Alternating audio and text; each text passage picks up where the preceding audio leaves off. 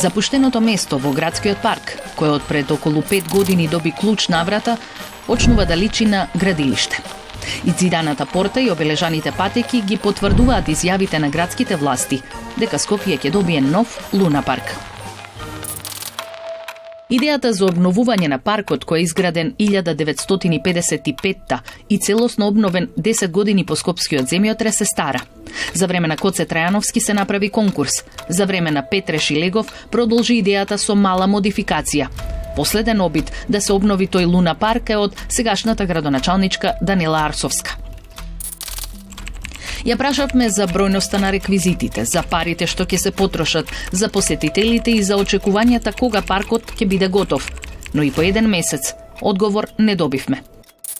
Во неодамна објавено соопштение од град Скопје, стојот и паркот ќе биде на 24.000 метри квадратни и оти ќе чини 6,5 милиони евра. Подетални одговори за гордо најавуваниот проект нема ниту од општина Карпош. Ни посочија да побараме во јавно објавениот документ. А документот не однесе до Тајфа архитекти. Оваа фирма веќе е во процес на изработка на детален урбанистички план за 07 блок 1, кој што, меѓу другото, го опфаќа и луна паркот. Стефан Лазаревски е дел од архитектите кои работат на проектот. Објаснува дека во процесот на изработка на деталниот план договориле соработка и за да направат просторна организација на идејното решение за луна паркот. Дадени им се параметри според постоечкиот детален урбанистички план од 2011 година, а тие треба да го организираат просторот.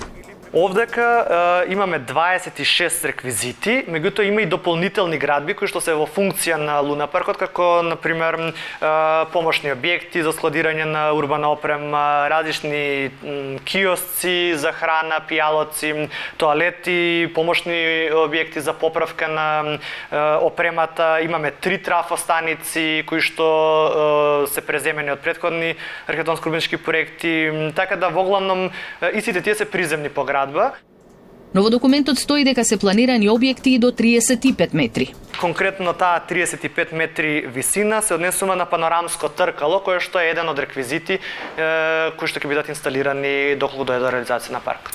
Проектната програма е дизајнирана според студија за исплатливост на луна паркот од 2011 година. Во оваа студија стои дека годишно паркот може да прими од 180.000 до 200.000 посетители, што одговара некаде на 1000 до 1400 посетители дневно.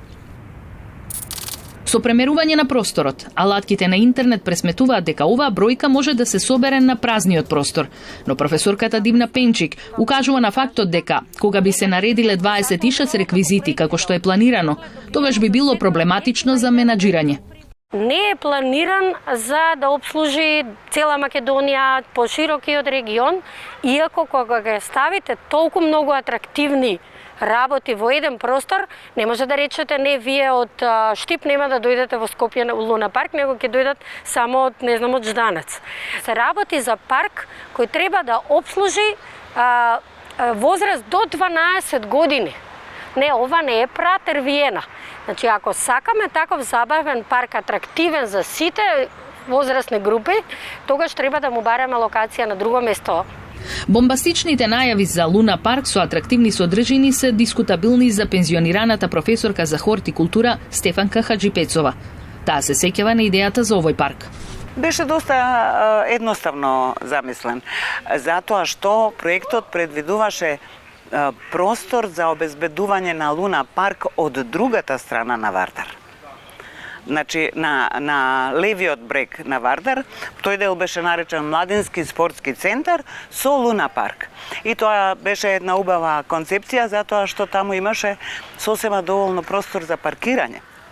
Интересно е, например, дека 65-та година проектот за градскиот парк предвидува да се обезбедат 1000 паркинг места за да се влезе во паркот. Па да сме искрени сега, дали има 10% од тие предвидени во тоа време кога немаше секое семејство по 2 и по 3 автомобила. Сериозна дилема е како ќе се обезбеди паркинг простор за посетителите. Според груба проценка, ако дневно паркот го посетуваат 1400 луѓе, тие се 4-члени семејства и сите пристигнуваат со по еден автомобил, тогаш прашањето е каде ќе се паркираат 350 автомобили. Но Хаджипецов упатува дека при реализација на вакви идеи не смеа да се заборави на биодиверзитетот. На 48, скоро 50 хектари во паркот се, само за илустрација, евидентирани околу 150 видови птици. Во паркот има преку 20 на 30, 40 видови растенија. Создавањето на бука е битно, затоа што животните не сакат бука. За реализација на планот за Луна парк предвидено е да се отстранат 27 дрвја. Во истиот документ стои предлог да се насадат 48 нови. Нема детали какви и колкави да бидат тие, но според правилата, старите дрвја со големи пречници не смеат да се заменат со нови фиданки. Од Зелен хуман град апелираат збирот на пречници на ново засадените дрвја да биде двојно поголем од отстранетите.